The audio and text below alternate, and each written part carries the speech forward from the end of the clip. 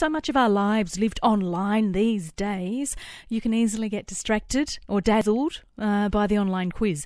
But a social media researcher today is warning they may not be as fun as they seem. Dr. Ritesh Chugh is from CQUni's School of Engineering and Technology. Good afternoon to you.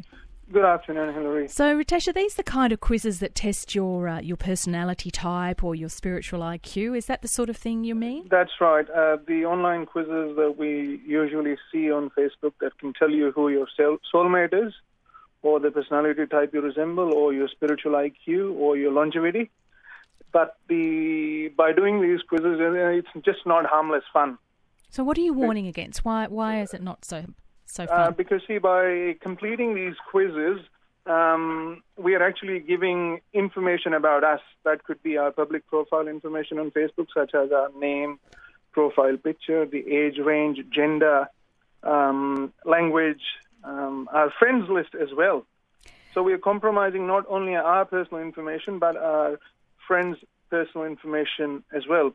I do understand that by completing these quizzes, it may reveal interesting insights about us. However, there is a possibility that the information could be used for malicious purposes. Why do quizzes need your personal information in the first place? Well, they need information to be able to give us the right responses. Because some of these responses are, in order to pair it to the right quiz and to provide us with algorithmically based responses. Mm-hmm. Now, the problem with all of this is, personally, I don't think we should be giving that information away. And when we take these quizzes, we are often, there is a choice where we can choose what we want to give away. However, some of the quizzes will not work without, for example, giving information on your friends list. How do you tell the difference between a genuine quiz, because we all like a good quiz, and we do live a lot online, and one that might be trying to mine your information for commercial gain? My advice is always to look for skim through the privacy policy. I'd say skim through, the privacy policy, and skim. I use the word because there is actually a lot of information. I was looking at some privacy policies, and they say that the information could be stored in servers that are overseas. Now, we don't know where those servers are, what kind of protection is there for our information. And by clicking on these links, sometimes they actually take us to phishing or clickbait websites, which could lead to installation of malicious software. Yeah. One of the giveaways I have often noticed is poor language on those quizzes is a giveaway, that it could be a malicious quiz. Right. But unfortunate part is there are millions of people globally that appear to be taking these quizzes.